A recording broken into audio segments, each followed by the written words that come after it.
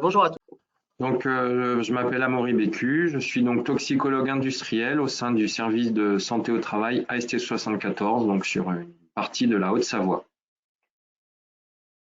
Donc, je vais prendre la parole à la place de Fanny Mathieu, qui a participé à la réalisation de ce webinaire et qui ne peut pas être là aujourd'hui et qui est également ingénieur chimiste à MT2I à Grenoble. On t'entend pas. Donc, bonjour, Nicolette Avladu, je suis ingénieure préventeur risque chimique à la Gémetra. C'est un service de santé au travail de la région Grand Lyon. Félie? Bonjour à tous. Oui, vous m'entendez? Oui. Bonjour à tous. Donc, Ophélie Irma, préventeur risque chimique à STVB, donc, qui est basée à Villefranche-sur-Saône, et j'opère sur tout le secteur du Beaujolais. Et Florence Sauzède, toxicologue industrielle à Bourgoin-Jallieu, au CISNI. Donc aujourd'hui, je vais commencer ce webinaire et je donnerai ensuite la parole à Nicoletta.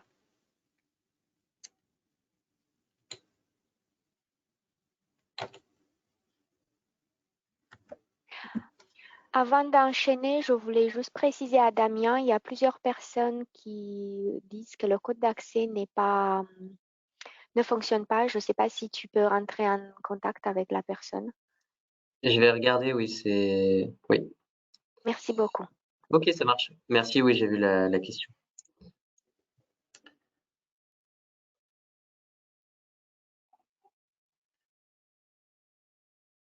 Donc pour commencer, d'abord je vous remercie d'être nombreux à suivre ce webinaire qui s'est déroulé en deux parties. Donc il y a eu une première partie mardi. Sur ces deux parties, l'objectif reste le même. Donc, sans reprendre depuis le début, l'objectif, c'est de bien connaître les composantes d'une installation d'aspiration pour être critique sur votre poste de travail et pour pouvoir améliorer ce qui peut l'être. Et en complément de ces données techniques aujourd'hui, on verra les soutiens techniques et financiers qui peuvent être à votre disposition.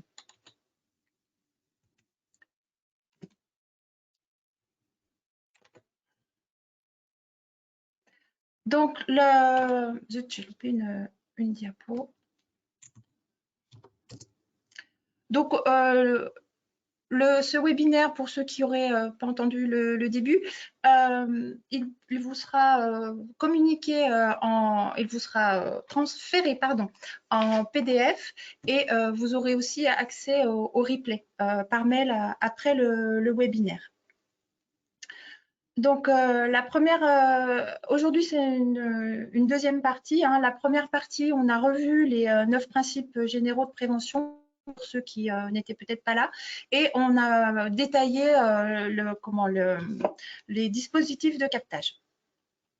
Et donc, aujourd'hui, on va aborder les autres éléments techniques qui sont liés à une installation de ventilation. Et le deuxième point, on va s'intéresser un petit peu à faire vivre cette installation d'aspiration, donc de la réception, l'entretien et le contrôle. Après, on fera un focus sur le risque ATEX et donc en complément les aides et les soutiens que dont vous pouvez bénéficier.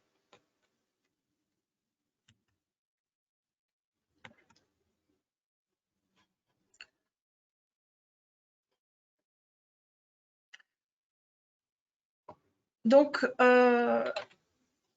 j'ai toujours du mal avec ma souris, je suis désolée, il y a du décalage, donc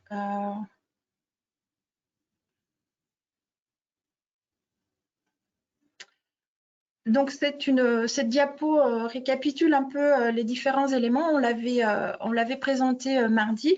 Donc mardi, on s'est intéressé au premier point, donc au captage des polluants. Et donc aujourd'hui, on va s'intéresser à ce qui se passe après, donc le transport de l'air capté, à son traitement avant d'être rejeté dans l'atmosphère. Et pour faire fonctionner correctement une installation de ventilation, on va s'intéresser aussi au dispositif de compensation d'air. Donc, au niveau du captage et du transport, notre objectif, c'est de mettre au point d'émission des caractéristiques aéroliques suffisantes Donc, on entend par caractéristiques aéroliques les débits, les vitesses. Ces caractéristiques vont dépendre du captage, de sa distance par rapport à la source. Et on veut assainir l'atmosphère de travail. Donc, on veut obtenir la concentration la plus basse possible en polluants ou respecter au moins les valeurs limites d'exposition professionnelle lorsqu'elles existent pour ces polluants. Et donc, pour obtenir ces performances, on va cependant se heurter à des contraintes, évidemment, des contraintes techniques au niveau de la ventilation, au niveau du ventilateur, des contraintes liées aux polluants, donc des contraintes chimiques. On va tenir compte de sa concentration initiale, on va tenir compte de son débit d'émission, on va tenir compte également de ses propriétés physico-chimiques, corrosifs, inflammables, la granulométrie. Et évidemment, on a toujours des contraintes économiques au niveau de l'installation et au niveau du coût de fonctionnement de cette installation. Donc, pour le transport, le point d'entrée, c'est la vitesse de transport. On peut parler de vitesse de transport ou de débit. Et cette vitesse, donc, elle va être reliée à la pression dans les canalisations. Et on va vouloir une pression ou une vitesse de transport homogène ou en tout cas équilibrée dans tout le réseau pour avoir la vitesse au point de captage voulue à chaque dispositif de captage qui sont dans le réseau. Donc, cette vitesse, va falloir l'ajuster et cette vitesse, on va se heurter, ou cette pression, on va se heurter aux pertes de charge. Donc, les pertes de charge, on va vouloir les réduire au minimum parce que c'est un surcoût. Donc, les pertes de charge, elles sont inhérentes à l'écoulement des fluides. Donc, elles sont liées par frottement à la vitesse de transport. Donc, plus la vitesse va être élevée, plus on va augmenter les frottements et donc on va augmenter les pertes de charge. Et puis, la vitesse élevée, on va augmenter également le bruit et la consommation d'énergie. Mais on est aussi limité en vitesse. On ne peut pas la réduire infiniment. Selon le polluant, on va être obligé d'amener une vitesse de transport dans le réseau qui peut être au plus bas, par exemple, pour les fumées de 7 à 10 mètres par seconde et pour les polluants les plus lourds, les plus difficiles à transporter, comme des poussières relativement lourdes, donc avec des matériaux d'une certaine densité, ou lourdes et humides, on peut monter jusqu'à 3 fois plus, jusqu'à plus de 23 mètres par seconde. Donc, pour limiter les pertes de charge liées à la vitesse, on va trouver un compromis. Si la vitesse est trop faible, on risque d'avoir des dépôts. Donc, il faut une vitesse un peu plus élevée, suffisamment élevée, mais pas trop élevée pour limiter les pertes de charge. L'autre élément sur les pertes de charge, c'est les pertes de charge sont liées à la canalisation en elle-même, notamment la longueur des canalisations. Bon, personne n'a trop envie de faire 3 fois le tour avec ses tuyaux dans l'atelier. Donc, globalement, spontanément, on limite au maximum les longueurs des canalisations. On évite les bras morts. Et on va s'intéresser également à la nature des conduits en évitant la longueur, en évitant au maximum les parties flexibles et en réduisant au minimum la longueur des parties flexibles. Donc, si on veut illustrer ce phénomène, on va préférer un conduit plastique, par exemple, en dur, par rapport à la photo aux photos qui sont à droite, où on a un flexible dont le diamètre n'est pas toujours garanti. En plus, on a des coudes. Et au niveau des pertes de charge, on peut avoir un facteur 10 entre le conduit plastique en dur et le flexible qui est sur la droite. Autre élément qui porte sur les pertes de charge, ce sont les singularités du réseau ou ces accidents ou toutes les artefacts qui vont être liés au réseau. Donc là encore, on va préférer des coudes avec des grands rayons de courbure. On va préférer au niveau des changements de diamètre des raccords dont la section qui permet le changement soit la plus longue possible. Et on va favoriser les piquages quand on est obligé de raccorder à l'équipement de captage notamment. On va favoriser les piquages notamment avec des angles inférieurs à 30 degrés et on va éviter les angles droits. Donc, globalement, on va éviter les variations, éviter les singularités et piquage ou conduit, on va arrondir les angles et donc éviter les angles droits. Donc, l'autre point sur le transport, c'est l'équilibrage du réseau. Donc, l'équilibrage du réseau, il est intégré à la conception de votre réseau et il est d'autant plus difficile que le système est complexe et on a un grand nombre de points de captage et beaucoup de raccords. Donc, on ne va pas entrer dans les détails du calcul de l'équilibrage du réseau, pas du tout. Mais l'idée, c'est juste de retenir quelques bonnes pratiques au poste de travail sur cette question. Donc, un des points importants est que pour arriver à l'équilibrage du réseau, le salarié ou le chef d'équipe va être amené à ajuster les volets, les registres. Et donc, c'est une bonne pratique de manipuler ces registres avec un outil pour éviter les déréglages inopportuns qui peuvent être faits quand on est juste en mode manuel. À la conception, on va essayer de construire, hein, donc là c'est plus au niveau du concepteur, un circuit le plus adaptable qui offre la plus grande souplesse possible, justement pour pouvoir supporter des modifications d'utilisation sans être obligé de rééquilibrer le réseau trop fréquemment. En effet, l'équilibrage du réseau, c'est plus délicat de mettre en route un réseau de ventilation. Ce n'est pas un simple appareil électrique. Donc, les jeux de pression dans les différents bras d'un réseau qui est assez complexe peuvent mettre du temps à se stabiliser, à s'équilibrer. Donc, il faut prévoir du temps quand on change de configuration pour que dans tous les points de captage, on ait la vitesse voulue. Et autre élément à prendre en compte au niveau de l'équilibrage du réseau, au niveau de son bon fonctionnement, c'est on en revient un petit peu au volet, donc au registre, de bien vérifier leur position, qu'elles ne bougent pas, surtout quand on est avec des poussières où on a un risque d'engorgement à ce niveau-là ou d'usure des volets. Et le dernier point qui concerne le réseau, c'est de vérifier qu'il n'y a pas de fuite visuellement, hein, par exemple, pour éviter les débits parasites, qui est une charge en plus du réseau qui rajoute du débit à évacuer et qui n'est pas forcément pris en compte au début par le concepteur. Donc, en conclusion sur la vitesse de transport, on veut une vitesse de transport optimale hein, qui permet d'évacuer le polluant que l'on a dans l'atelier sans toutefois créer des pertes de charge trop importantes. Donc, pour les pertes de charge, techniquement, on va organiser le réseau d'une telle façon à éviter les angles, éviter les faits saillants dans le réseau. Et on va intégrer la problématique de l'équilibrage du réseau dès la conception et porter une attention à la manipulation des registres qui vont être les éléments clés pour équilibrer le réseau.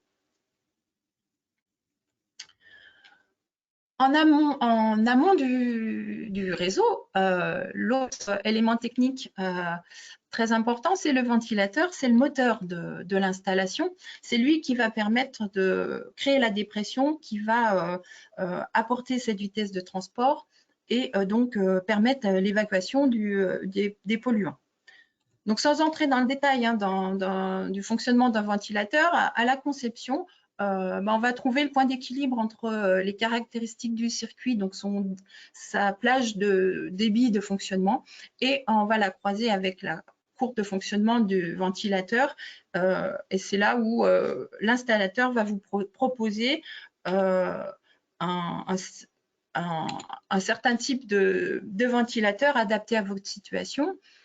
On discerne 2 familles de ventilateurs, les ventilateurs Aelis, qui ont l'avantage de proposer des débits importants, mais des pressions assez faibles. Donc, ils vont être plus adaptés sur des réseaux courts. Ils sont souvent moins chers et moins encombrants que les ventilateurs radio ou ventilateurs centrifuges, qui, eux, peuvent, par contre, apportent l'avantage de pouvoir travailler avec des pressions plus élevées. Donc, seront peut-être plus adaptés à un réseau long et un réseau ramifié. Ils peuvent être cependant donc plus bruyants que les ventilateurs à hélice, mais là encore, c'est un paramètre à prendre en compte, et puis ça dépend surtout d'où vous le positionnez dans votre entreprise. Une diapositive pour illustrer ces différents éléments. Donc, c'est un réseau qui vient d'être installé. Donc, l'idée, là, je laisse un petit peu la photo telle qu'elle à l'écran. L'idée, c'est de se dire, bon, quels sont les points positifs, quels sont les points négatifs sur cette installation. En tout premier lieu, le point positif, ce sont les 3 dosseret d'aspiration, donc avec une surface d'échange par rapport de captation assez importante. En plus, 3 pour 3 postes de travail, dont un mobile, celui qui est tout au fond. Ces dosserets sont en plus enveloppés sur les côtés, sur 3 côtés, pour diminuer le débit à évacuer et favoriser le captage. Les postes de travail sont modifiables au niveau de la table, et on a aussi des registres modifiables. Donc, sur l'utilisation des registres, un petit point d'alerte, on en a parlé juste avant avec l'équilibrage du réseau. Donc, c'est un sujet qui est assez sensible. Donc, il faut bien que les personnes qui manipulent ces registres soient informées de la façon de mettre en position les registres. Donc, avoir des consignes claires et connues. Le dernier peut-être point positif, c'est les conduits sont des conduits en dur, aucune partie flexible. Donc, c'est un point positif. Les points sur lesquels on peut poser des questions à son installateur, c'est on voit des angles droits à plusieurs endroits. Donc, bon, voilà, ça peut être un point d'interrogation. Est-ce qu'on peut faire mieux? Et puis, on a parlé des raccords. Là, le raccord par rapport au diamètre, il semble assez court. Là encore, on peut s'interroger. C'est peut-être la solution optimale par rapport à l'atelier, hein, mais voilà, on peut poser ces questions. Et puis, bon, on a des coudes. Donc, sur toutes ces singularités, on peut s'interroger, voir s'il est possible ou plus optimal de faire autrement.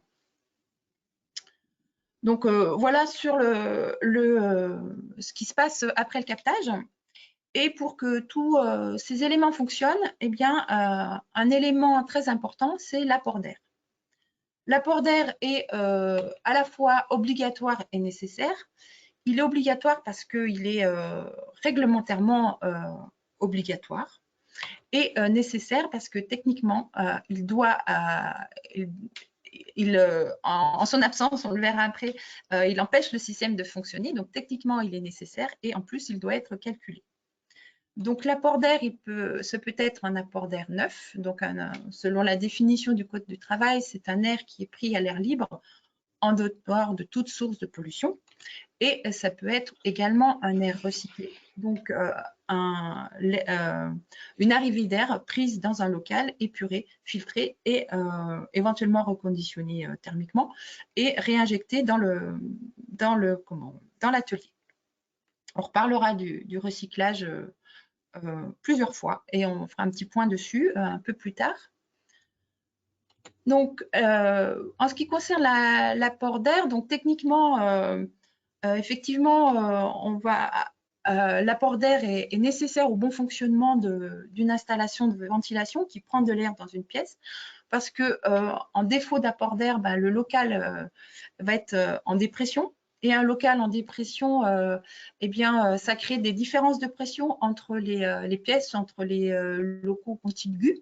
Ça peut créer des courants d'air entre les pièces qui sont inconfortables, qui sont gênants. Ça peut entraîner des efforts à l'ouverture-fermeture des portes. Et puis, ça peut, le fait que ça crée des courants d'air, ça peut amener des polluants d'un autre atelier vers la zone que vous cherchez à assainir. Et donc, ça peut perturber le fonctionnement de l'installation. Ça crée également comme une surcharge de débit, une surcharge au niveau du ventilateur. Et on peut illustrer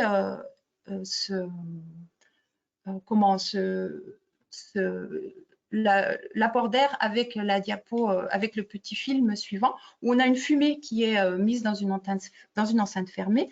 On a une aspiration. Malgré l'aspiration, quand l'enceinte est fermée, le polluant ne part pas. Le polluant commence à être évacué quand on ouvre l'enceinte et qu'on permet une arrivée d'air. Donc, le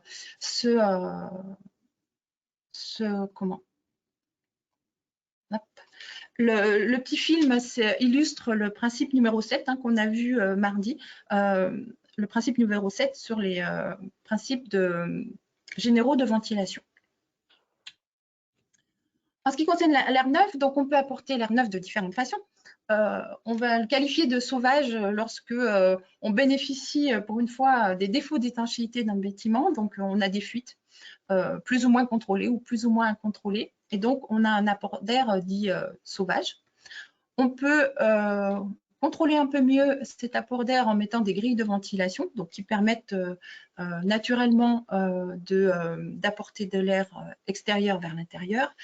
Mais on peut aussi mécaniser l'apport d'air en mettant un ventilateur, éventuellement en l'associant à un chauffage ou à une climatisation. C'est le cas de la photo de droite où on a une gaine textile. Mais quand on a un apport d'air mécanique, on veillera cependant à avoir une vitesse d'air au poste qui reste confortable.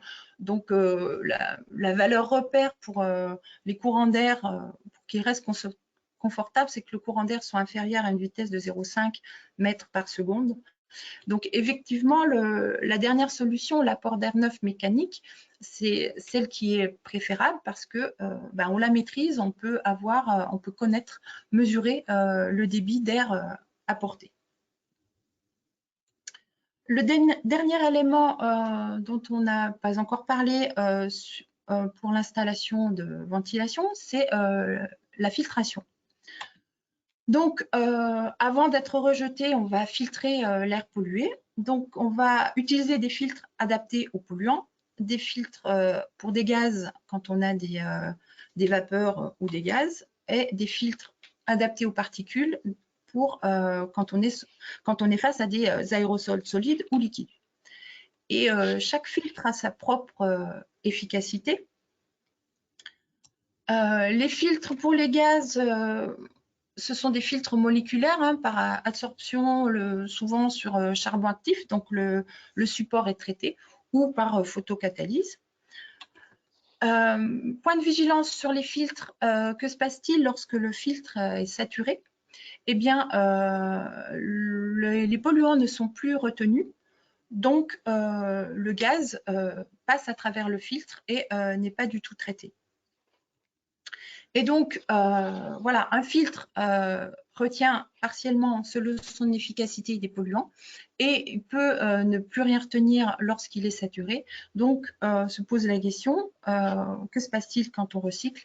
Et c'est pour ça que, avec la notion qu'un filtre n'est pas une barrière absolue, que le recyclage, surtout en présence de substances cancérogènes, mutagènes ou reprotoxiques, on va éviter le recyclage. Pour les filtres à particules, ils vont être ou aérosols, on va les classer en fonction donc de leur efficacité par rapport à la cible par rapport au diamètre des particules qui peuvent être retenues. Donc, on va des filtres d'une efficacité moyenne à des filtres très haute efficacité ou même ultra haute efficacité. Là encore, point de vigilance, quelques points de vigilance sur les filtres à particules. Quand le filtre est saturé, eh bien, plus rien ne passe. Le polluant, on a une obturation du flux, donc on augmente la perte de charge et on peut augmenter ainsi la perte de charge, reporter cette perte de charge sur le réseau et sur le ventilateur. Donc on met un petit peu en défaut, on peut sortir de la zone de l'équilibrage du réseau. Autre point de vigilance sur les filtres, c'est le changement des filtres ou le nettoyage. Ce sont des étapes sur lesquelles il faut être vigilant, car ce sont souvent des étapes très salissantes. Donc, veillez à bien les organiser et surtout à protéger les personnes pour faire ces opérations. Et là encore, mais si le recyclage pour des particules, lorsqu'on arrive à saturation, on peut mettre en défaut un petit peu l'aspiration de par l'augmentation des pertes de charge. Donc, est-ce que notre ventilation, qui est dans le cas du recyclage, est-ce que le système est encore optimal ? Globalement, la filtration a pour objectif de rejeter un air pas trop pollué. Donc, c'est le Code de l'environnement qui fixe les rejets. Donc, la réglementation concerne essentiellement les ICPE et certains procédés, voire en termes réglementaires l'arrêté du 2 février 1998 et les organismes compétents, qui sont l'ADREAL notamment. Pour prendre un peu de recul donc, par rapport à l'ensemble des éléments qui ont été dits, on a vu les éléments apparents et on peut construire un réseau, trois types de réseaux. On va parler de réseaux individualisés lorsqu'on a un seul système de ventilation par source d'émission. Donc, sur le schéma ou sur la photo, la source d'émission est en gris et le système est en rouge. Donc, l'avantage d'avoir un réseau ou un système individualisé, c'est qu'il peut être adapté dans un atelier où il y a un pont roulant, parce qu'on peut le mettre de côté, comme sur la photo. La conception d'un réseau individualisé, c'est assez simple, parce que le réseau est simplifié à son maximum. Lorsqu'on est obligé d'avoir plusieurs réseaux individualisés, l'avantage c'est qu'on a plusieurs systèmes. Donc, si on est en panne, eh bien la panne elle est répartie sur les différents systèmes. Mais si on a différents systèmes, l'inconvénient c'est que au niveau du captage et au niveau de l'épuration, les éléments qui sont un peu coûteux, on les démultiplie et on démultiplie également les entretiens, notamment des filtres. Donc, l'autre option, c'est d'en avoir à la sortie un seul épurateur pour différents dispositifs de captage. Et donc, l'avantage, c'est qu'on peut intégrer souvent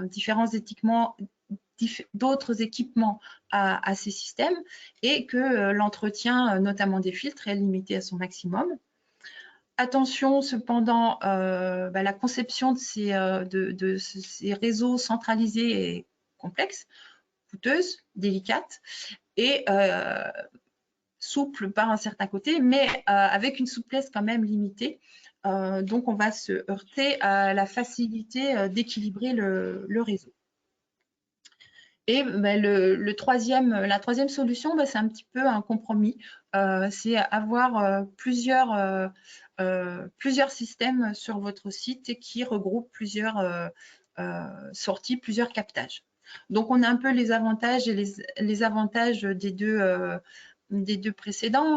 On a une certaine adaptabilité plus que sur un système isolé.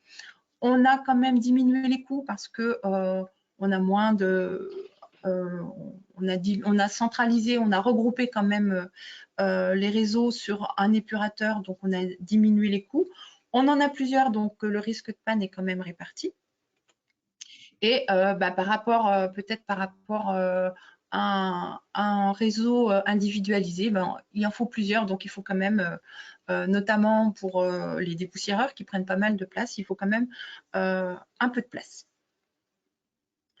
Et voilà, donc avec ces derniers éléments, on conclut sur les aspects techniques de l'installation complète de ventilation. Et maintenant, on va s'intéresser à la vie de cette installation, de sa réception à sa maintenance et les contrôles. Donc, le point d'entrée, là aussi, c'est de retenir qu'à chaque système de ventilation correspond un dossier d'installation. Le dossier d'installation est quelque chose de très important. Il comporte 2 volets. Une notice d'instruction qui est rédigée en principe par le maître d'ouvrage. Donc, le maître d'ouvrage, c'est le destinataire du projet. Donc, ça peut être l'employeur, hein, mais ça peut être aussi l'architecte qui vous accompagne. Une notice d'instruction et une consigne d'utilisation. Donc, la consigne d'utilisation, elle est rédigée par l'employeur.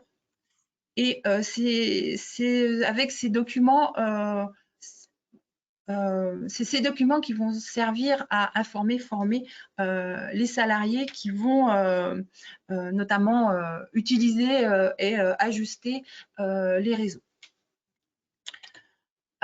Pour plus d'informations, la brochure INRS sur le sujet.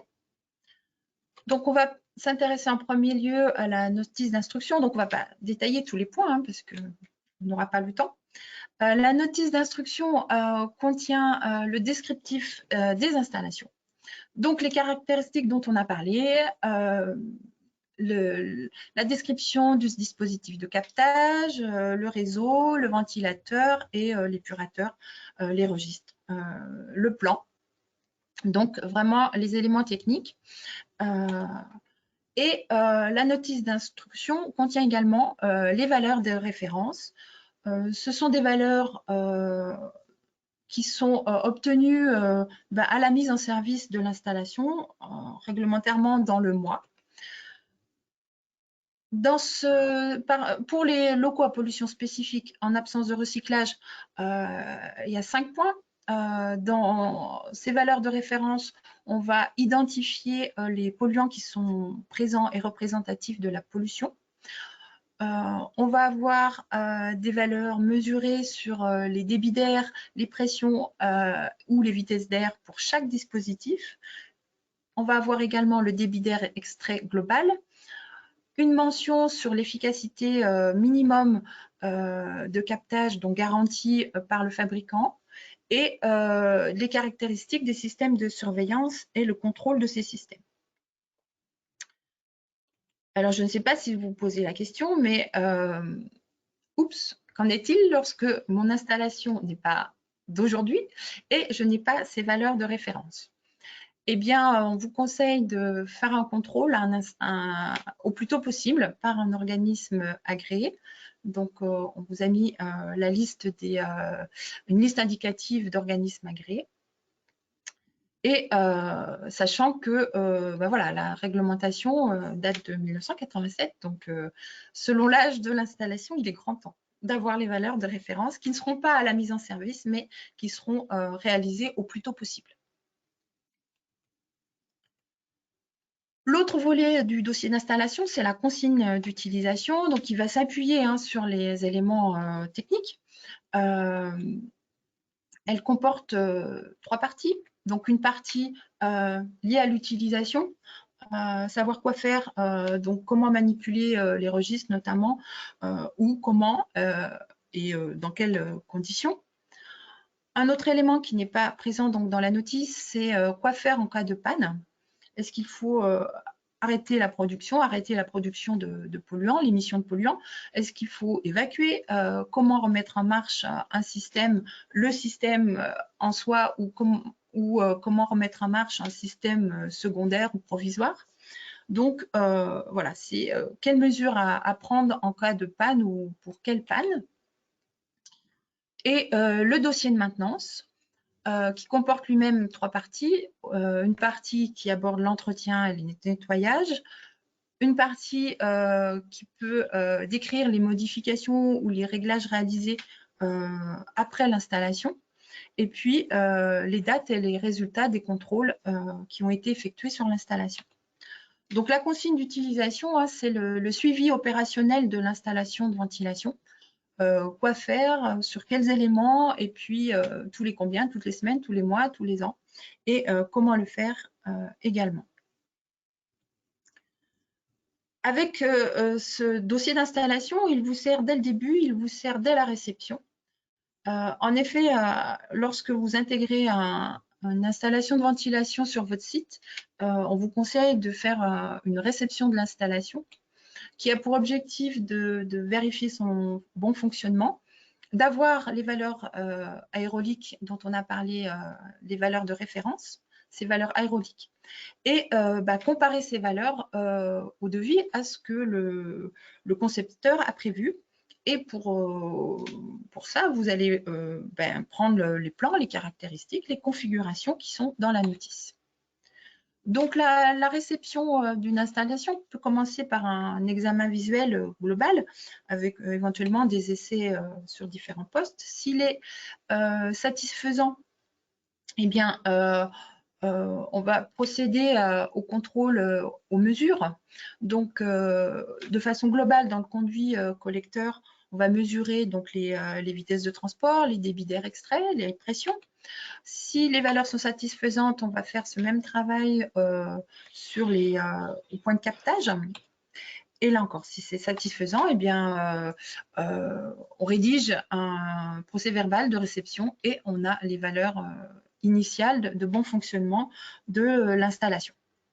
Bien évidemment, si ce n'est pas satisfaisant, si on n'a pas les vitesses adéquates, eh bien, on améliore, on ajuste et on recommence. Donc, une fois que l'installation est présente sur votre site, vous allez être amené à réaliser les contrôles. L'objectif des contrôles, c'est de comparer les performances plusieurs années après de votre installation par rapport à ses performances initiales. Donc, vérifier que tous les éléments fonctionnent bien. Et voilà, en cas d'écart, ça peut être une mise en évidence de dysfonctionnement, de défaillance. Donc, l'objectif des contrôles, c'est vérifier que le système est efficace, parce qu'en termes de prévention du risque chimique, hein, la ventilation post est quand même un élément clé, donc qui permet de réduire fortement le risque par inhalation. Donc, il faut qu'il soit maintenu et qu'il reste efficace pour qu'on puisse compter dessus de façon fiable.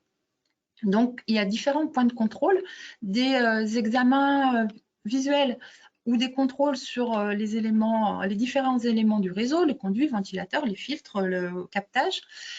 Un contrôle qui passe par des mesures. Donc, ces mesures, comme on l'a dit précédemment, faites par des organismes accrédités, donc des paramètres aéroliques, je n'y reviens pas. Ces mesures doivent être faites tous les ans. Et dans le cas du recyclage, ces mesures aéroliques doivent être faites tous les 6 mois. Là, quelques exemples. Donc, au niveau des consignes d'entretien, donc par exemple, on peut vérifier par exemple tous les 15 jours l'étanchéité du capotage au niveau des machines. Autre exemple de conduite à tenir en cas de panne, on observe qu'il y a un défaut d'aspiration au niveau du réseau. Avec le concepteur, il y a plusieurs points à vérifier pour pallier à cette panne.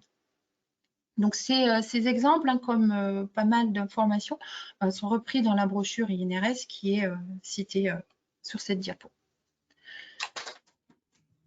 Et l'autre, un petit peu pour faire le point, on a parlé du recyclage à différents moments.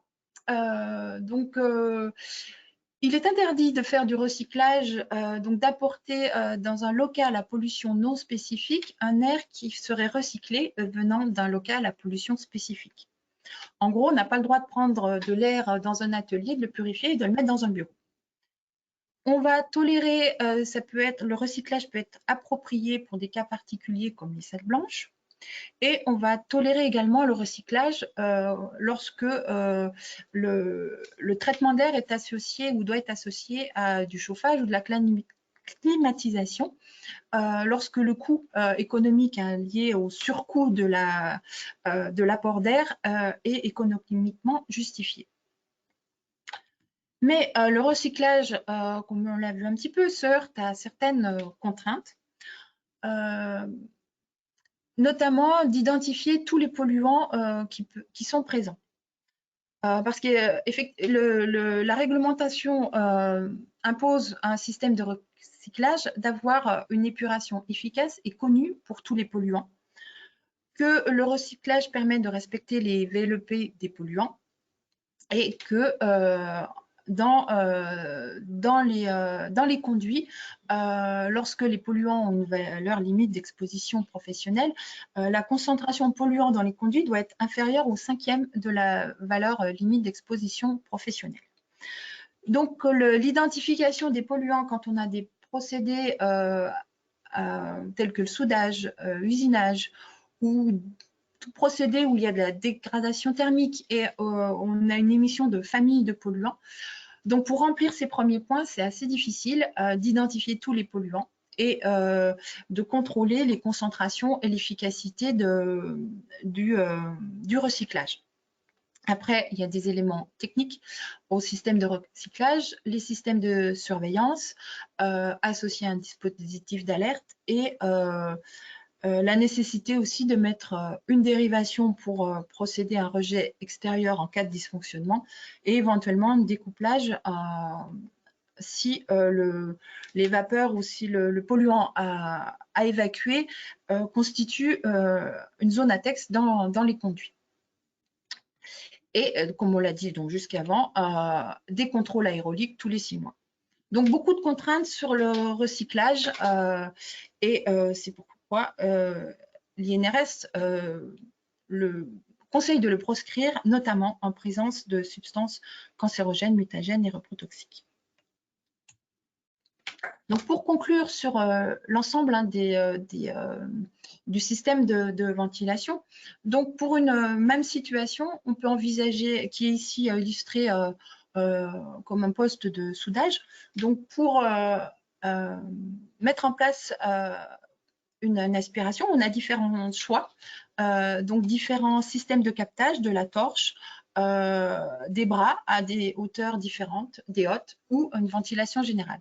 Donc, selon le système choisi, selon le système de captage choisi, on va avoir un débit à évacuer qui va du plus faible de 5, donc quelques dizaines de mètres cubes par heure, pour le plus gourmand à quelques dizaines de milliers de mètres cubes par heure. Donc, tout ça pour illustrer que selon le système de captage, à la suite du captage, si on doit évacuer quelques dizaines de mètres cubes heure ou quelques dizaines de milliers, eh bien, la consommation, le réseau, le ventilateur, l'apport d'air vont être en proportion. Donc, choisir une installation, effectivement, il faut être vigilant dès le début à quel système on met en place parce qu'on a des conséquences sur tout l'ensemble. Pour visualiser également l'intérêt d'une ventilation, un exemple, un poste de travail où la personne manipule des pâtes molles imprégnées de styrène, qui est un composé organique volatile avec certains dangers. Des mesures ont été faites avec un analyseur en continu et sur cette phase de travail, on a obtenu une moyenne de 180 mg par mètre cube de styrène, donc au niveau respiratoire pour la personne. L'entreprise a réadapté un système d'aspiration qui n'était plus utilisé, donc avec un dosseret aspirant, un encombrement, et on a refait les mesures au même endroit, avec le même appareil sur la même personne de la même façon. Et donc, on a diminué par 20 l'exposition de la personne.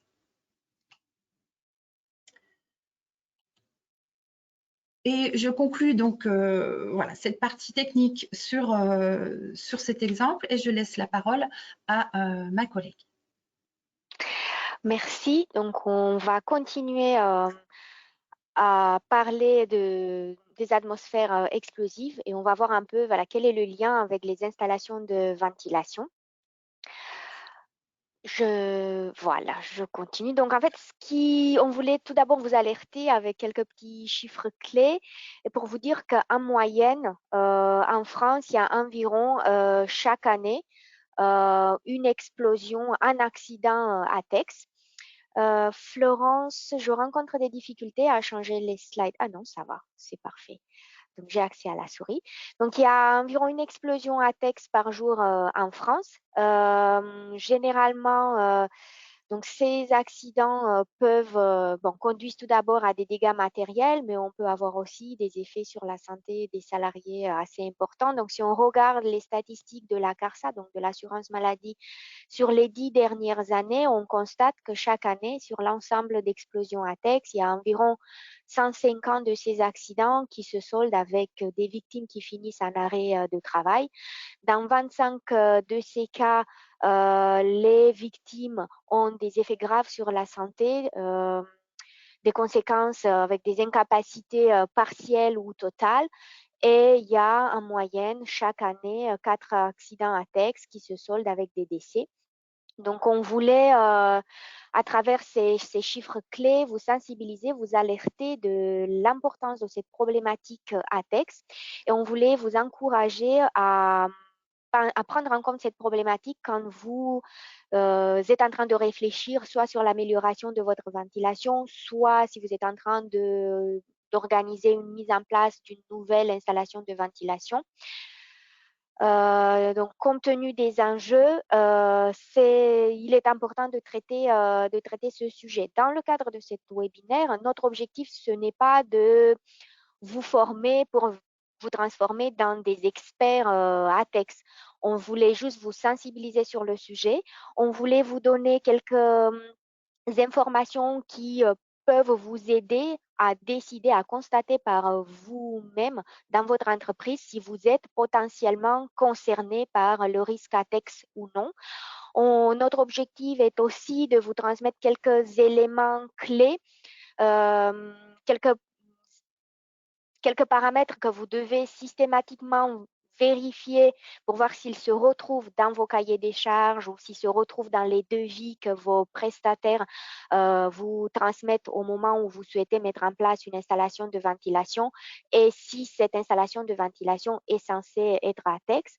Et on voulait aussi vous transmettre quelques éléments de base qui vous permettraient d'avoir un meilleur dialogue, une meilleure communication avec vos prestataires d'installation de ventilation. Mais avant de rentrer dans ces détails, on voulait faire un petit rappel par rapport au fait qu'une explosion ATEX est en réalité, c'est une réaction d'oxydation, c'est une réaction rapide qui entraîne une augmentation importante de température et de pression. En même temps, on voulait vous rassurer qu'une explosion ne peut pas se produire dans n'importe quelle condition. Donc, il faut quand même réunir simultanément plusieurs conditions que nous, on résume en ce qu'on appelle l'hexagone de l'explosion.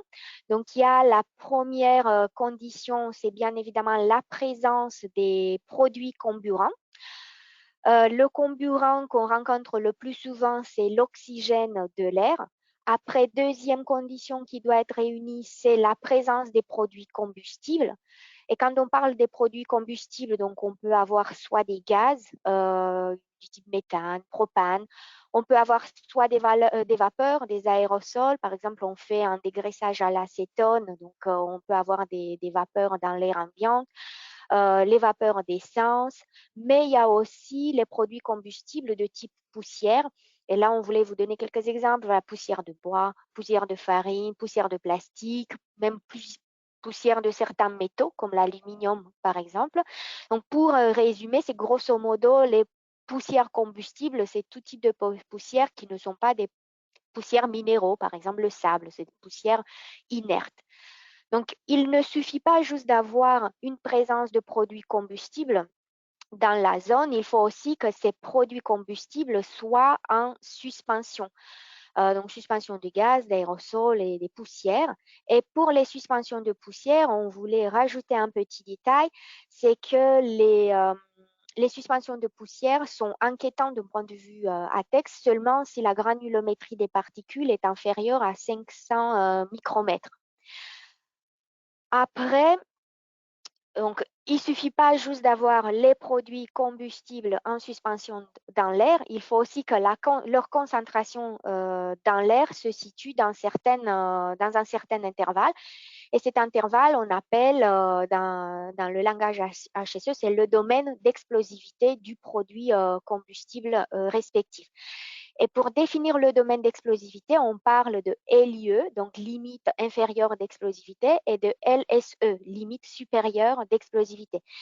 Donc, ce qui se passe si votre polluant combustible se trouve en suspension dans l'air dans une concentration qui est inférieure à la LIE, donc limite inférieure d'explosivité, ça veut dire que le mélange, il est trop pauvre en combustible. Du coup, je ne vais pas être dans les conditions d'une atmosphère explosive.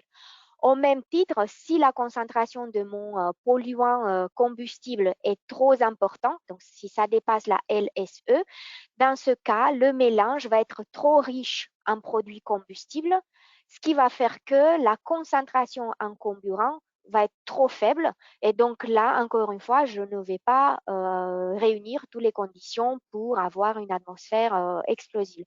Pour vous aider à vous projeter, on a voulu vous donner deux exemples. Le cas de l'acétone. Donc l'acétone, on va créer une atmosphère explosive à cause des vapeurs d'acétone si dans l'air ambiant, au poste, on va avoir entre 2,6% et 13% d'acétone. Et là, dans ce cas, on parle des pourcentages volumiques, donc pas masse, mais c'est pourcentage de volume d'acétone dans le volume total de l'air ambiant. Au même titre, on voulait vous donner un exemple pour les poussières de farine. Donc, les poussières de farine vont présenter un risque ATEX si la concentration dans l'air dépasse la CME, donc la concentration minimale d'explosion, donc qui est l'équivalent du LIE pour les poussières. Et cette valeur de la CME pour les farines peut se situer entre 30 et 60 grammes par mètre cube. Et la valeur, elle est différente en fonction du type de farine. Par exemple, le domaine d'explosivité de la farine de soja ne va être pas le même que le domaine d'explosivité de la farine de blé. Donc, du coup, si on réunit au moins ces quatre conditions, on peut dire qu'on est en présence d'une atmosphère explosive. Après, il y a aussi le paramètre confinement. Ce n'est pas un paramètre obligatoire pour avoir une atmosphère ATEX. Par contre, ça va être un phénomène aggravant. Du coup, je suis en présence d'une atmosphère explosive. Pour avoir l'explosion, le dernier paramètre qui manque, c'est la source d'inflammation. Et on est tous au courant voilà, que dans vos entreprises, les sources d'inflammation peuvent être nombreuses. On peut avoir un collègue à côté qui fait du meulage, donc il y a des étincelles, ou il y a un salarié qui fait du soudage, encore une fois, il y a une source de flamme. On peut avoir des dispositifs pour chauffer l'air en hiver, donc encore une fois, une source d'inflammation, ou un tableau électrique qui n'est pas conforme, qui présente des petits défauts.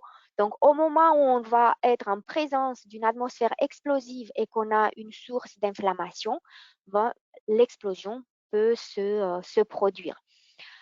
Donc, comme je disais tout à l'heure, un de nos principaux objectifs, c'est de vous alerter sur la problématique ATEX. Et l'idéal, ça serait qu'après ce webinaire, de vous poser la question dans votre entreprise, de vous questionner, faire un point sur les produits chimiques que vous utilisez, et statuer. Est-ce que vous avez des produits chimiques que vous achetez et qui sont inflammables, ou peut-être vous avez des produits émis au poste qui sont combustibles, des poussières de bois, des poussières métalliques, des poussières de plastique ou autres produits émis qui peuvent présenter un risque ATEX. Et si la réponse va être oui, il faudra se lancer par la suite dans une démarche d'évaluation de ce risque ATEX et dans une démarche de zonage. Et on va voir ensemble tout à l'heure qu'est-ce qu'on entend par zonage ATEX. Mais avant cela, je voulais faire le lien avec ATEX et le lien entre ATEX et les systèmes de ventilation. Donc, pour éviter les phénomènes d'explosion ou au moins pour limiter leurs conséquences, donc il faut agir sur un des points de l'hexagone de l'explosion, l'hexagone d'explosivité. Et la ventilation, justement, permet de limiter l'accumulation des polluants comburants au poste. Ça permet de limiter leur existence en mode suspension. Et donc, ça permet de réduire la concentration de polluants dans l'air de façon à ne pas se situer dans le domaine d'explosivité. Donc, grosso modo, la ventilation permet la maîtrise, la réduction du risque ATEX au niveau du poste de travail. Après, il faut rester vigilant parce que même la ventilation en soi peut être concernée par le risque ATEX parce qu'on peut avoir des zones ATEX au sein de la ventilation, par exemple dans les canalisations, au niveau du ventilateur, au niveau du filtre, donc où on peut avoir une accumulation de ces polluants combustibles. Donc, à la fois, la ventilation peut être une solution pour la problématique ATEX, mais aussi une problématique, donc il faut prendre les précautions nécessaires pour la ventilation en lien avec l'ATEX.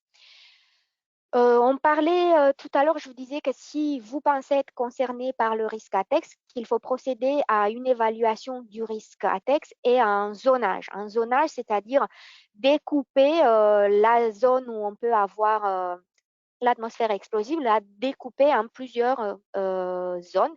Et donc, cette évaluation, ce découpage, on va le faire en fonction de la typologie de l'atmosphère ATEX, si on a une atmosphère ATEX du type gaz-vapeur ou si on a une atmosphère ATEX de type poussière. Et l'idée, c'est faire le découpage, et l'évaluation de risque et le découpage de ces zones en fonction de la fréquence et de la durée d'existence de l'atmosphère explosive dans cette région. Et c'est comme ça qu'on se retrouve avec, on peut avoir donc une zone ATEX 0 pour les gaz et vapeurs ou 20 pour les poussières, si on est en présence permanente d'une atmosphère explosive ou si on a dans cette zone de travail fréquemment une ATEX et sur des longues périodes. Après, on parle de zone ATEX 1 pour les gaz vapeurs ou des zones ATEX 21 pour les poussières quand on est en présence d'une atmosphère explosive, mais seulement occasionnellement, et cela en mode de fonctionnement normal au poste de travail. Et après, on parle de zone ATEX 2 pour les gaz et vapeurs ou zone ATEX 22 pour les poussières, quand on est dans une zone où l'atmosphère explosive, elle est présente uniquement en cas de dysfonctionnement ou en cas de fonctionnement normal, mais pour des très, très courtes durées. Pour vous aider à vous projeter, on a pris l'exemple d'une installation de ventilation qui est utilisée du coup pour épurer l'air à des postes où on réalise des opérations de vidange des sacs des poudres combustibles. Donc, le découpage, le zonage ATEX va ressembler un peu à cela, donc c'est-à-dire à une zone 22 au niveau du poste de dessachage, donc au niveau du vidange des sacs de poudre. Et zone 22, c'est parce que la zone ATEX, du coup, on l'aura seulement, l'atmosphère ATEX, on l'aura seulement en cas de dysfonctionnement. Par exemple, si l'aspiration à la source tombe en panne, donc on aura une accumulation des poussières. Après, dans les canalisations, donc dans les conduits qui vont transporter les polluants combustibles vers l'épurateur, donc on aura plutôt une zone ATEX 21, donc où l'atmosphère explosible est présente seulement occasionnellement. Et après, on a au niveau du ventilateur et au niveau de la benne dans laquelle on récupère tous les poussières, tous les polluants aspirés, on aura plutôt une zone ATEX 20, donc une atmosphère explosive permanente. Après, ce qu'il faut comprendre, c'est que le risque ATEX peut être diminué, peut être maîtrisé à l'aide de différents dispositifs techniques, plusieurs solutions techniques qu'on peut mettre en place. Et pour ça, on voulait vous l'illustrer par un exemple simple. On peut s'imaginer, on a par exemple une zone de travail, un poste avec des opérations de malaxage, de mélange des plusieurs produits liquides qui sont volatiles et inflammables. Donc, on a le premier cas où on travaille avec un réacteur semi-ouvert. Donc, autour du réacteur, on est plutôt dans une zone 1, donc atmosphère explosive occasionnelle. Bien évidemment, le réacteur en soi, lui, il va être zone 0. Mais si on remplace, par exemple, le réacteur semi-ouvert par des réacteurs fermés, donc on aura un changement dans notre zonage. Donc, on passe d'une zone 1 autour du réacteur à une zone 2.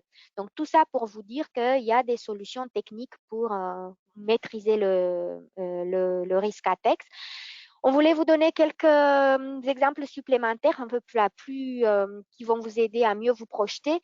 Le cas classique d'un peintre qui est en train de pulvériser de la peinture au pistolet, de la peinture qui est inflammable. Donc, autour de la zone de pulvérisation, on va être en zone ATEX 0, donc atmosphère explosive permanente. Un autre exemple assez parlant, c'est une zone de stockage des produits inflammables. Donc, on aura plutôt une zone ATEX 2, donc présence d'atmosphère explosive seulement en cas de dysfonctionnement. Et un exemple de dysfonctionnement, ça peut être le renversement accidentel d'un fût de produits inflammables. Donc, le temps de nettoyer, de gérer la pollution, on aura un risque ATEX, d'où le classement de la zone de stockage en zone ATEX 2. Et un dernier exemple, cette fois pour un silo pour le stockage de farine. Donc, on va être plutôt dans le cas d'une atmosphère ATEX poussière. Donc, en hauteur du silo, dans la zone où on fait l'alimentation du silo avec la farine, on va être plutôt en zone ATEX 20, donc atmosphère explosive en permanence. Et par exemple, au niveau des poussiéreurs, au niveau en zone basse du silo, on peut être en zone 22, donc atmosphère explosive seulement en cas de dysfonctionnement. Et cela, c'est en raison de la présence des raccords flexibles qui peuvent être facilement dégradés. Et donc, du coup, l'atmosphère ATEX, on l'aura seulement en cas de dysfonctionnement, donc rupture de cette dégradation de cet raccord flexible. Donc, comme je disais tout à l'heure, il y a des solutions techniques pour maîtriser, pour réduire le risque ATEX et on voulait vous donner plus de détails, on voulait vous donner plusieurs exemples pour vous pousser justement au moment où vous allez recevoir des devis ou des cahiers de charges d'une installation de ventilation qui normalement est censée être ATEX, de vérifier si certains de ces éléments se retrouvent dans les documents. Et si oui, vous pouvez être rassuré, ça veut dire que votre prestataire a bien fait le travail. Par contre, s'il y a des éléments qui manquent, ça peut être un signal d'alerte pour vous et on vous encourage de tout de suite renouer le dialogue et discuter avec votre prestataire et adapter le devis, adapter le cahier des charges pour être sûr que vous ne payez pas pour une installation qui finalement n'est pas adaptée. Donc, premier élément, c'est la mise à terre des machines. Donc, ça permet d'éviter l'accumulation des charges électrostatiques dans votre installation. Donc, du coup, ça vous permet de réduire de ne pas avoir des sources d'inflammation dans votre réseau. Donc, c'était un des points de l'hexagone de l'explosivité. Au même titre, soyez vigilants au type des matériaux qui vous est proposé pour la construction des canalisations des transports. Donc là, pareil, Pour une installation ATEX, il faut opter plutôt pour des matériaux qui empêchent l'accumulation des charges électrostatiques. Soyez vigilants aussi à tout ce qui est voilà, présence des séparateurs magnétiques, pièges à cales qui permettent de retenir donc en amont de la canalisation de transport, de retenir les polluants de plus grande taille, les morceaux, les fragments, et notamment, ça c'est très important si vous aspirez des particules métalliques, parce que du coup, les particules métalliques les plus grossières vont voyager dans la canalisation, donc il y aura des accidents, donc ils vont se heurter aux parois de la canalisation et ainsi vous pouvez avoir des étincelles et donc du coup des sources d'inflammation. Autre élément à surveiller, c'est la présence des dispositifs de découplage de type par exemple clapet coupe-feu. Je reviens sur l'exemple d'aspiration des particules métalliques, donc qui, par exemple, l'aluminium, on parlait tout à l'heure, donc sont des poussières combustibles. Si par malheur, il y a eu une source d'inflammation, on peut se dire voilà, au niveau du filtre, par exemple, il y a un départ des feux, le fait d'avoir le clapet anti-feu, ça coupe l'accès, ça coupe le voyage, en fait, empêche les flammes de se propager dans l'installation et d'avoir une explosion généralisée. Autre élément de vigilance, donc des éléments à chercher dans vos devis, dans vos cahiers de charges, sont les vannes écluses, les filtres qui doivent être aussi antistatiques pour les mêmes raisons qu'on a citées tout à l'heure.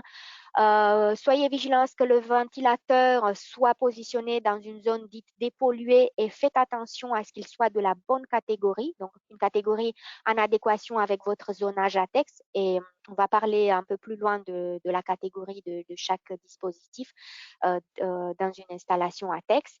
Et dernier élément, les vents d'explosion. Donc, les vents d'explosion qui a comme rôle l'évacuation voilà, de toute la pression de l'explosion. Et l'intérêt, c'est d'avoir une évacuation qui est orientée de manière à ne pas abîmer, ne pas impacter les installations voisines.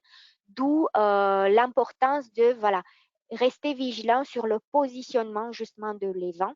On vous a mis à titre d'exemple à l'écran quelques photos de ces types de dispositifs pour vous permettre à vous projeter.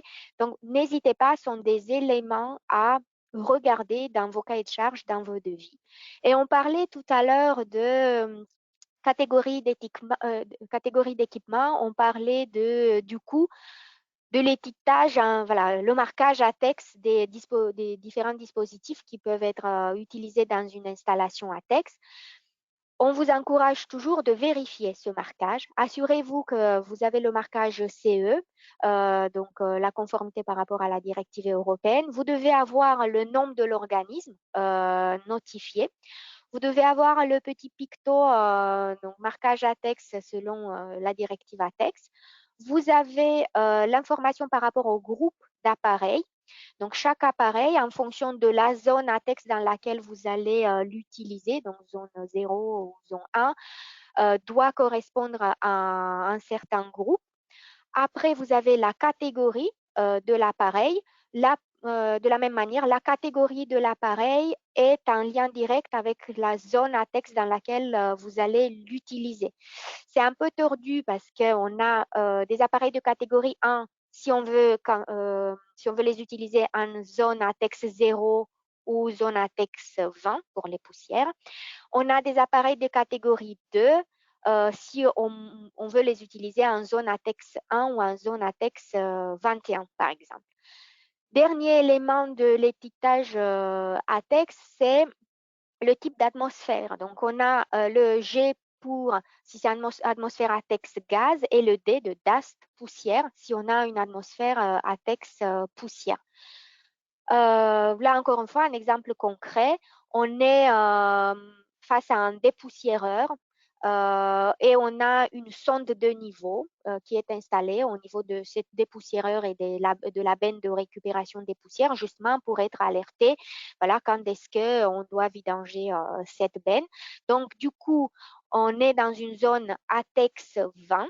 Donc, atmosphère explosive type poussière et l'atmosphère explosive, elle est permanente. Donc, en termes de marquage, on retrouve le marquage CE avec le numéro de notification de l'organisme. On retrouve la catégorie de l'appareil. Donc, on est en zone ATEX 20. Donc, on a bien le groupe d'appareils, groupe 2. On a après effectivement la catégorie de l'appareil, donc on est en zone ATEX 20, donc on a bien la catégorie 1, donc on est rassuré. Et on est face à une atmosphère explosive de poussière, donc on a bien notre marquage D, DAST. Donc on se retrouve en termes de marquage ATEX, nous sommes rassurés. Donc avec ça, nous avons fini la petite partie ATEX, donc il y avait juste le rôle de vous alerter, vous sensibiliser. On va continuer maintenant dans les minutes qui nous restent à parler des aides financières et des aides techniques qui existent. On va vous parler aujourd'hui seulement des aides financières de l'assurance maladie, donc de la CARSAT. Sont des aides financières pour la mise en place des actions de prévention des risques professionnels. Sachez qu'en plus de ces aides, donc même si on ne les présente pas aujourd'hui, mais sachez qu'ils existent, il y a l'ADEME aussi qui peut vous accorder des aides qui sont en lien avec la mise en place des installations de ventilation-aspiration, mais l'approche, c'est plutôt d'un point de vue efficacité énergétique. Donc, n'hésitez pas éventuellement à combiner les deux typologies d'aides.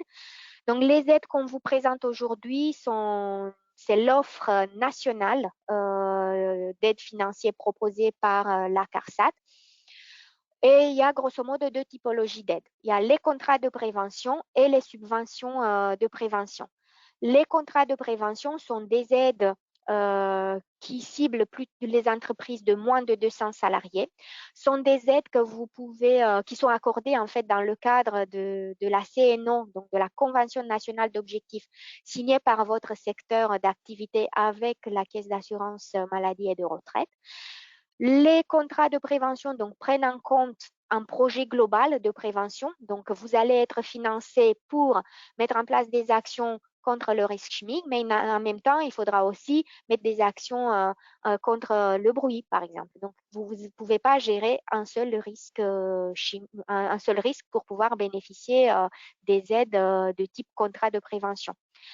Cette aide financière finance à la fois des solutions techniques, donc des installations, des dispositifs, donc des solutions techniques, mais ça finance aussi des formations. Ça peut financer aussi pour faire appel à des prestataires qui peuvent vous conseiller dans l'organisation, justement pour la maîtrise de risque. Et les contrats de prévention, ce qui est très intéressant, c'est que cette aide peut prendre en charge jusqu'à 70% de votre investissement. Donc, c'est une aide assez conséquente. Maintenant, en ce qui concerne les subventions de prévention, ce sont des aides qui concernent plutôt les entreprises donc de moins de 50 salariés. Ces aides peuvent être spécifiques à des domaines, à des secteurs d'activité. Donc, il y a des aides spécifiques pour le BTP, pour la logistique, pour les entreprises de nettoyage. Et ce qui est très intéressant, c'est que ces subventions, donc il y a une offre nationale, c'est ce qu'on va vous présenter aujourd'hui, mais après, d'une région à l'autre, il peut y avoir des subventions supplémentaires. Donc, nous, on vous encourage d'aller sur le site internet de votre CARSAT pour voir si en plus des aides qu'on vous présente aujourd'hui, il n'y a pas des propositions de financement supplémentaires. Les subventions de prévention vont servir seulement pour l'acquisition des solutions techniques. Donc, ils ne prennent pas en charge les formations, les conseils en organisation.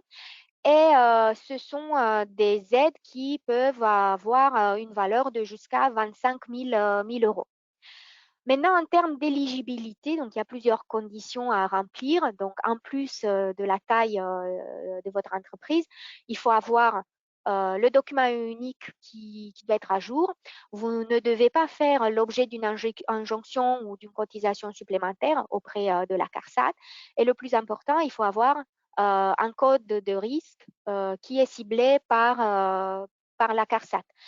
On a souvent la question de la part des responsables HSE et même de la part de des employeurs, où est-ce que je peux trouver mon code de risque parce que je ne le connais pas par cœur. Donc, soyez rassurés, il est très simple à retrouver. Il suffit juste de reprendre voilà, les documents que vous recevez de la part de votre assurance maladie. Et souvent, voilà, le code de risque, il est noté voilà, en en-tête ou dans les documents. Et généralement, voilà, c'est une combinaison de quelques chiffres et quelques lettres. Si vous n'avez pas les documents en format papier, pas de panique. Vous pouvez aller sur le site internet, donc net-entreprise.fr, consulter votre compte ATMP et normalement, là, vous allez encore une fois retrouver votre code de risque. Une fois que vous avez identifié votre code de risque, vous pouvez aller, donc on vous a mis ici le lien vers le site de l'assurance maladie, la page web qui présente les contrats de prévention.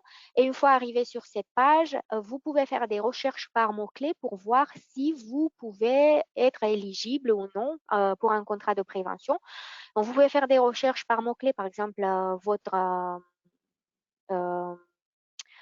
domaine d'activité, métallurgie, et vous pouvez voir, voilà, est-ce que votre code de risque se retrouve parmi ceux cités pour la métallurgie. Vous pouvez voir, vous pouvez avoir accès direct au contrat de prévention, donc vous pouvez voir quel type de solutions techniques peuvent être finançables, le montant, et vous pouvez voir aussi quelle est la date d'expiration de ce contrat, parce qu'on peut voir les délais ne sont pas les mêmes en fonction de l'aide. On s'est rendu compte que les recherches sur ce site internet peuvent être assez difficiles, notamment si on veut faire les recherches directement par code de risque, ce qui normalement c'est le plus simple pour vous. Donc c'est pour pallier à ça, on a mis en place avec l'équipe un petit récapitulatif en format Excel de tous les aides contrats de prévention pour Auvergne qui existent. On va vous transmettre ce tableau Excel à la fin du webinaire et tout ce que vous avez à faire, c'est dans la colonne code de risque, de faire un filtre, faire une recherche par code de risque. Vous notez votre code de risque et normalement, le tableau Excel va vous tout de suite afficher quel est le contrat de prévention qui peut vous concerner. Vous allez avoir accès directement aux documents. Vous allez pouvoir voir le délai d'expiration. Donc, c'est une aide complémentaire au site internet de l'assurance maladie. Maintenant, ce qui concerne les subventions, on a identifié 6 subventions voilà, au niveau national. On vous a mis ici le lien Internet qui vous dirige vers la plateforme où toutes ces aides sont centralisées. Et après, on s'était dit, bon, on va vous faire un petit descriptif de chacune de ces aides. Donc, premièrement, il y a l'aide Air Bonus qui vous permettra de bénéficier des aides financières pour mettre en place des équipements pour protéger les salariés des risques liés aux émissions des moteurs de diesel. Les entreprises éligibles sont plutôt les garages et les centres de contrôle technique. Et quelques exemples des équipements qui peuvent être financés, c'est par exemple tout ce qui est système d'extraction des gaz et des fumées d'échappement. On vous a mis ici le lien direct vers cette aide. Après, il y a l'aide financière Propreté Plus, donc qui est une aide qui peut vous permettre de financer l'achat des aspirateurs à poussière ou d'aspirateurs à brosseur pour le dépoussiérage de sol.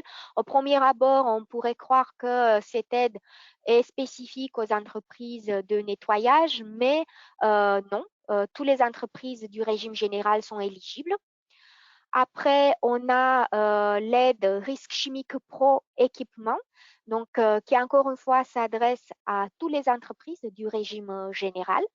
Et grâce à cette aide, vous pouvez financer des surbots de laboratoire, mais qui peuvent être utilisés pas seulement dans un laboratoire. Hein, vous pouvez détourner leur utilisation si vous êtes aussi en industrie. Vous pouvez financer des armoires ventilées de stockage des produits chimiques ou des aspirateurs de chantier. Vous avez encore une fois ici le lien vers la page de présentation de cette aide. Après, il y a les aides Risque Chimique Pro, peinture et menuiserie. Donc là, effectivement, il y a seulement certaines entreprises qui sont éligibles, donc il faut bien vérifier son code de risque. Et les équipements qui peuvent être financés sont assez variés. Vous pouvez financer un box ou un laboratoire de préparation des peintures avec captage localisé et rejet extérieur. Vous pouvez financer des cabines de peinture, des enceintes de séchage avec captage localisé et rejet extérieur. Vous pouvez financer des fontaines de nettoyage de vos outils, mais fontaines du coup ventilées et fermées. Une autre aide qu'on voulait vous présenter, c'est l'aide soudage plus sûre, donc qui permet de financer des solutions techniques pour protéger les salariés contre les fumées de soudage. Donc, vous pouvez financer des aspirations à la source, comme les torches aspirantes, les tables aspirantes, les bras aspirants. Cette aide peut financer même la mise en place des ventilations mécaniques générales. Et contrairement à ce qu'on peut croire, cette aide s'adresse pas seulement aux entreprises de chaudronnerie. Si vous êtes une entreprise, j'invente, qui fabrique des chaussures et qu'en même temps vous avez un petit atelier maintenance, vous avez une équipe maintenance qui fait du soudage, mais pour votre équipe soudage, vous pouvez bénéficier de l'aide soudage plus sûre. Et dernière aide qu'on voulait vous présenter, c'est l'aide Stop Amiante, donc qui s'adresse à des entreprises du régime général, mais ciblées sur certains domaines d'activité. Le domaine du bâtiment, des travaux publics, domaine du nettoyage et de la maintenance. Et les dispositifs qui peuvent être financés sont soit les unités mobiles de décontamination, soit les aspirateurs de chantier équipés avec des filtres très haute efficacité.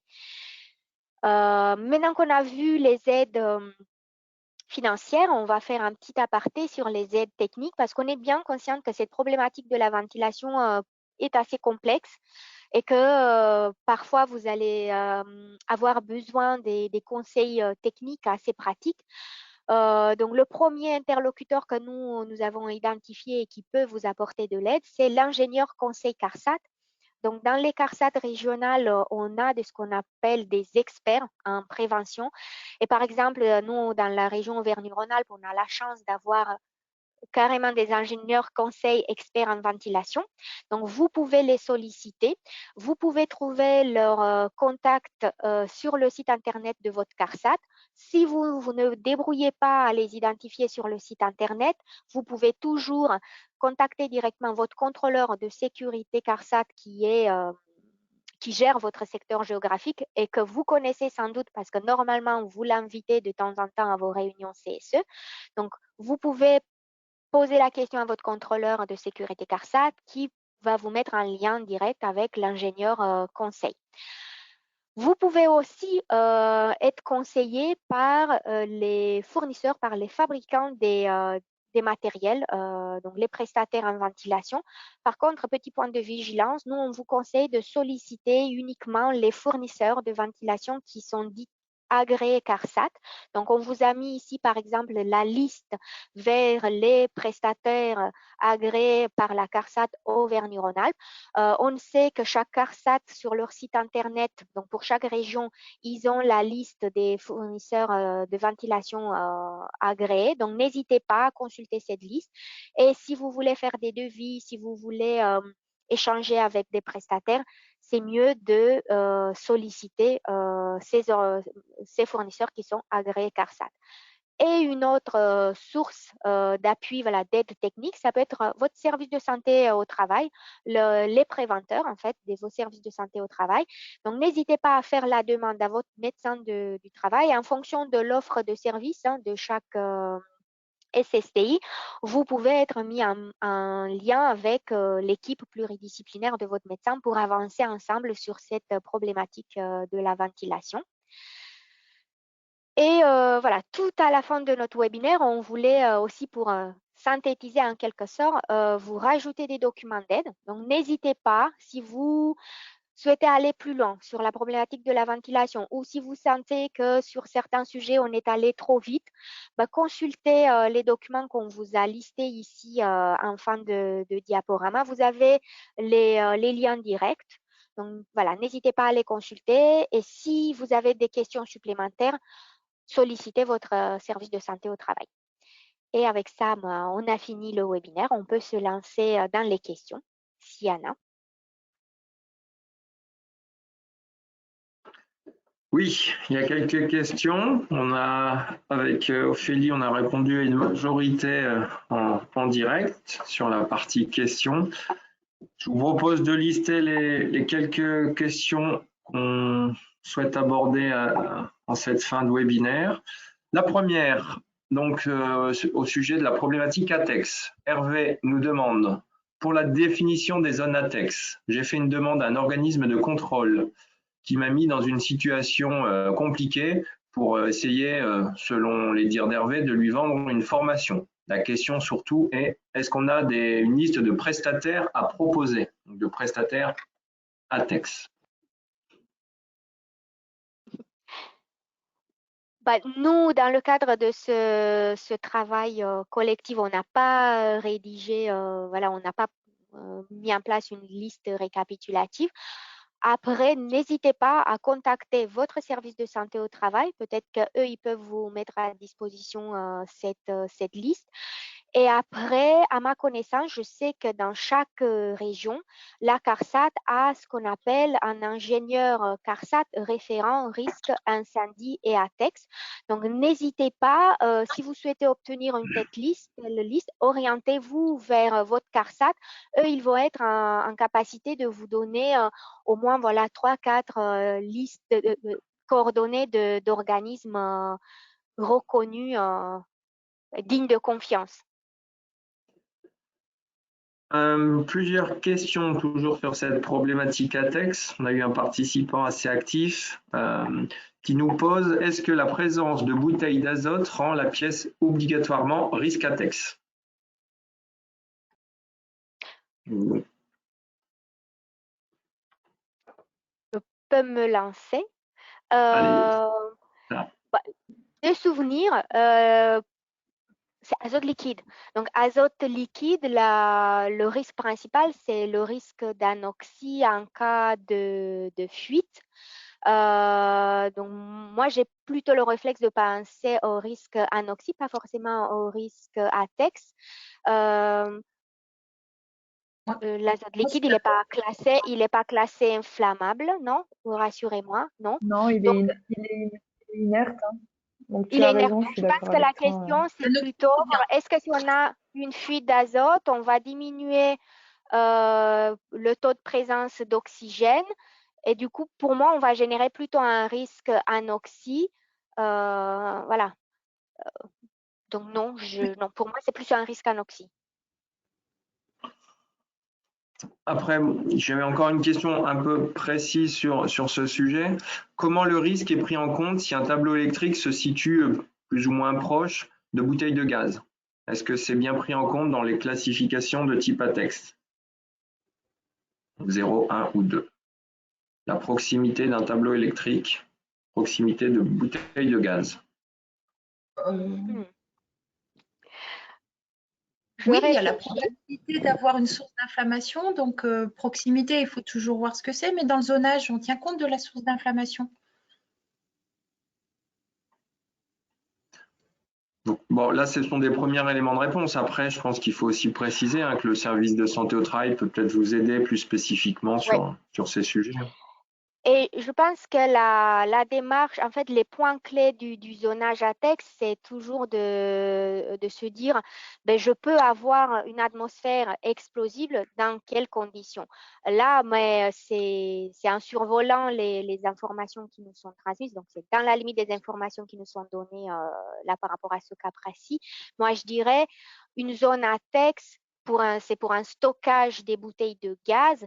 Donc là, l'atmosphère ATEX, pour moi, peut être présente seulement en cas de défaillance. Parce qu'en fait, il faut avoir, dans l'évaluation du risque ATEX, on réfléchit par rapport aux sources d'inflammation, premier élément d'analyse. Et deuxième élément d'analyse, c'est est-ce que je peux avoir une atmosphère explosive?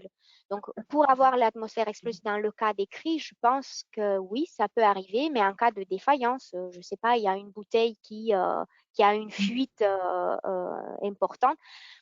Voilà, donc je pense qu'il faut aller pas par pas et dans l'approche de gérer les deux aspects, source d'inflammation et possibilité d'avoir l'atmosphère explosive et est-ce que cette atmosphère explosive, quelle est sa fréquence et quelle est sa durée dans la zone. Alors, une dernière question sur ATEX qu'on a noté donc, durant le webinaire. Céline nous pose la question, Imen, qui était sur la zone ATEX. Est-ce que la présence de zone ATEX signifie que toutes les conditions sont réunies pour une explosion possible? Que toutes les conditions? Tu peux reposer la question? Alors, est-ce que le fait d'être dans une zone ATEX, ça signifie que toutes les conditions sont réunies pour une explosion possible? Tu veux te lancer, Florence? Oui, a priori, il manque la source d'inflammation parce que si vous avez la concentration de comburant, l'inflammable, pour que ça brûle, il faut la source d'inflammation. Donc, l'atmosphère peut être ATEX, mais il y a un risque d'incendie si on déclenche une source d'inflammation.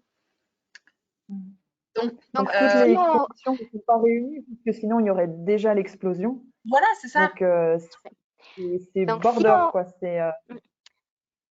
Si on revient au diaporama que nous avons vu tout à l'heure avec l'hexagone de l'explosivité, il y avait 4 points qu'il fallait, 4 conditions qu'il fallait réunir pour affirmer que j'ai une atmosphère explosive. Donc, avoir une atmosphère explosive, ça ne veut pas dire que je vais avoir une explosion parce qu'effectivement, il manque la source d'inflammabilité. On peut remonter, c'était à la 49, je pense, diapo 49. Dessus, vous la voyez ou pas? Oui, mais monte plus haut, diapo 49 ou… 49. Non. Encore. 51, celle-là. Ouais, on peut rester sur ça. Donc, pour affirmer qu'on a une atmosphère explosive, donc juste l'atmosphère, il faut avoir le comburant, il faut avoir les produits combustibles en suspension et dans une concentration qui est similaire au domaine d'explosivité. Voilà. Ça, c'est pour dire j'ai une atmosphère explosive. Après, je peux avoir en plus le facteur aggravant confinement et quand je vais avoir la source d'inflammation, je vais avoir l'explosion. Voilà. J'espère qu'on a répondu à la question. Ensuite, si on quitte un peu le domaine ATEX, une question pour laquelle je pense qu'on avait répondu au premier webinaire, mais on peut reprendre, je pense qu'elle est importante. Marlène nous pose la question, quelles sont les exigences en termes de vitesse d'air en fonction des produits émis? C'est pareil, je vais remettre juste la diapo. Donc là, on était sur des vitesses de captage, le début de ce second webinaire. Alors, les vitesses, non. La question, elle est posée sur les vitesses de captage ou les vitesses de transport? Ce n'est pas détaillé. Quelles sont les exigences en termes de vitesse d'air en fonction des produits émis? Il n'y a pas de précision si c'est captage ou transport. Je vais là.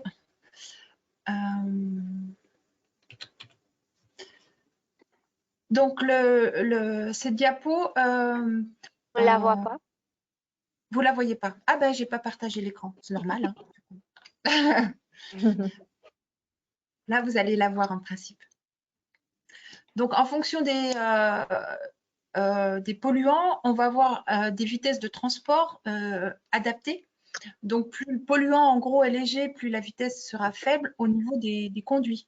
Donc là, c'est vraiment les vitesses de transport dans les canalisations qui vont être différentes des vitesses au point de captage. Les vitesses au point de captage, ça va dépendre du polluant, mais son débit d'émission et du type de captage. Donc, c'est plus les mêmes valeurs. Et donc, c'est dans le webinaire 1 où on avait le tableau des vitesses de captage. Et là, ce matin, tout à l'heure, c'est les vitesses de transport dont j'ai parlé. Et moi, le tableau, je te laisse le chercher peut-être, Amaury, parce que… je vais vers les questions, donc ça va être compliqué, mais dans tous les cas, Sinon, dans tous les cas, vous aurez les documents qui ont été projetés. Et donc, on retrouve bien clairement ce document issu d'un guide de ventilation d'INRS qui reprend les vitesses de captage à mettre en œuvre au point d'émission en fonction du process, plus ou moins émissif. Dans les documents d'aide que nous avons cités en fin de diaporama, il y a 2 documents INRS sur la ventilation. Donc, un de ces documents reprend dans un tableau de synthèse les vitesses minimales d'aspiration.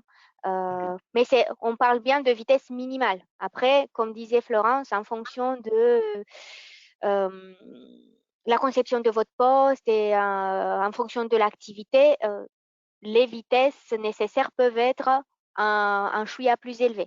Donc, ce sont les exigences minimales qui sont synthétisées dans ce document. Ensuite, on avait quelques questions par rapport à la dernière partie de ce webinaire. Je vais les regrouper.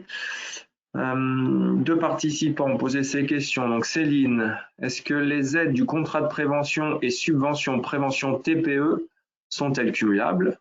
Première question.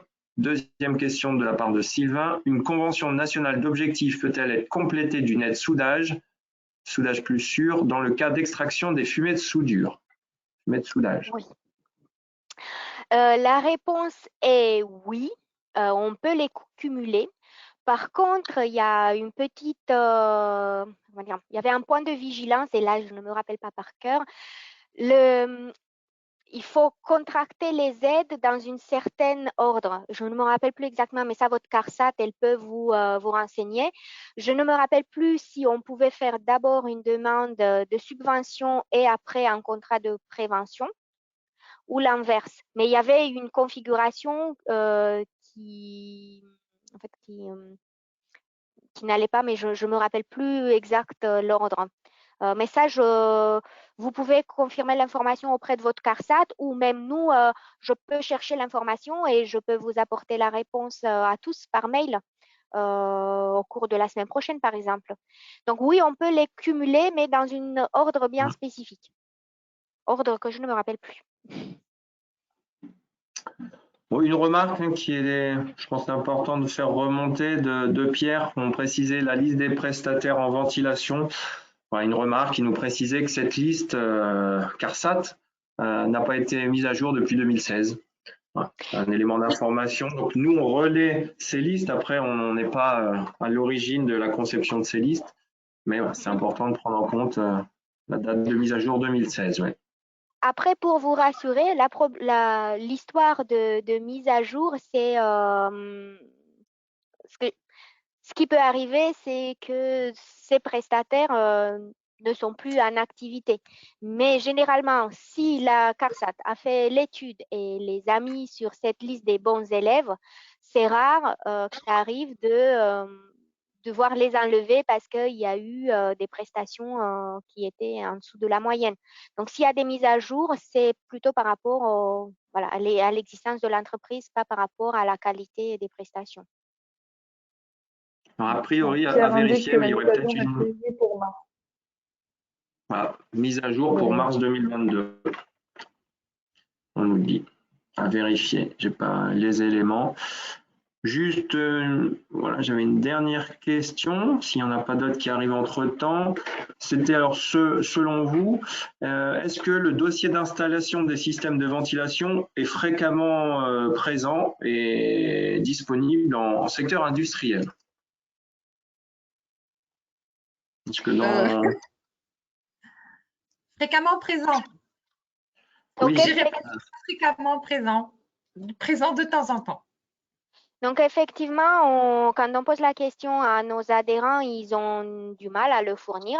On tient quand même à rappeler que la mise en place du dossier de l'installation, c'est de la responsabilité de l'employeur et qu'effectivement, il est construit sur la base des documents et des informations que l'employeur reçoit au moment de la réception de l'installation. Mais c'est à l'employeur de s'assurer qu'il réclame, qu'il sollicite ces documents. Mais oui, on ne le voit pas souvent, le dossier d'installation. Fréquemment, c'est pas le mot. Oui, et d'ailleurs, c'est ce qui pose problème aussi, c'est que bon, quand son dossier d'installation, quand il n'existe pas, ça veut dire que les valeurs de référence n'existent pas non plus. Et comme les valeurs de référence n'existent pas, c'est difficile de mettre en place les contrôles périodiques. Donc, en fait, tout est lié et on a cet effet domino où, voilà. Et du coup, donc la remarque, c'était à défaut de ce dossier d'installation, faut-il du coup se référer à la réglementation générale? J'ai envie de dire oui, vous allez vous référer à la réglementation et puisque vous consultez la réglementation, mettez en place la démarche de constitution du dossier de l'installation. Donc, ce n'est pas parce que vous ne l'avez pas aujourd'hui que c'est impossible de le mettre en place. Vous commencez pas par pas. Et Florence nous expliquait, elle nous donnait l'exemple. Voilà, si on n'a pas le dossier dans l'installation et du coup, si on n'a pas les valeurs de référence, il suffit de procéder à un contrôle une fois par un organisme agréé COFRAC, donc bien rigoureux, qui va nous faire un très joli rapport, très clair et dans lequel on va trouver les valeurs de référence telles qu'elles sont préconisées par l'INRS et par la réglementation. Donc, c'est une démarche lourde, mais il faut commencer et pas par pas, vous allez finir par mettre en place votre dossier. Peut-être juste pour finir, un petit clin d'œil, on nous pose la question sur les anémomètres. Donc ça c'est bien, ça permet de faire un peu le point sur les vitesses de captage. La question sous forme de clin d'œil, on nous pose la question, est-ce qu'un anémomètre pas très cher est-il très efficace? Voilà, je la retraduis à ma façon. Sur quels critères on pourrait définir la qualité d'un anémomètre? Est-ce que nous, on a notre rôle à donner sur ce point? Après, je ne sais pas, vous complétez si vous n'êtes pas du même avis que moi, mais moi je me dis c'est pas le prix qui fait l'anémomètre, c'est l'étalonnage. Et du coup, si vous l'étalonnez annuellement et que quand vous faites l'étalonnage la deuxième année et l'organisme vous précise qu'il n'y a pas eu des grandes dérives, donc ça c'est rassurant, ça veut dire que c'est un bon anémomètre. Par contre, si à chaque fois que vous l'étalonnez, l'organisme vous alerte sur le fait qu'il y avait des grandes dérives ou peut-être qu'il faut changer de modèle, mais ce qui fait foi, c'est l'étalonnage annuel. Vous ne pouvez pas vous lancer à faire des mesures avec des anémomètres qui ne sont pas étalonnés. Et du coup, je me permets d'aller un peu plus loin sur le sujet. Soyez vigilants sur tout ce qui est contrôle des systèmes d'aspiration en interne par une personne compétente, parce qu'en fait, c'est ça ce que dit la réglementation. Le contrôle doit être fait par une personne compétente. Assurez-vous, donnez les moyens à cette personne pour qu'elle soit compétente. Donc, il faut la former. On la forme une fois, mais après, il faut assurer aussi les recyclages de ces formations. Si on fait des mesures, il faut rédiger des rapports. Donc, c'est quand même, c'est pas simple de rédiger les rapports de contrôle. Donc, contrôle en interne, c'est pas juste j'ai acheté un anémomètre, je l'ai étalonné et je sais m'en servir. C'est beaucoup plus complexe que ça. Je sais pas, Amaury, je t'ai coupé tout à l'heure. Non, c'était ça. Tu vas dans le sens de quelques remarques qui disaient que oui, il y a l'étalonnage. Oui, il y a aussi la façon de faire. On a beau avoir un anémomètre correct, étalonné. Après, on l'avait vu, c'était un peu l'exemple du premier webinaire où après, il y a toute une méthodologie à mettre en place, savoir aussi quelle valeur de référence, quelle vitesse de captage va nous servir de référence. Donc ça, c'est quelque chose de complexe et ça rentre dans ce que tu disais, Nicoletta, la formation en interne.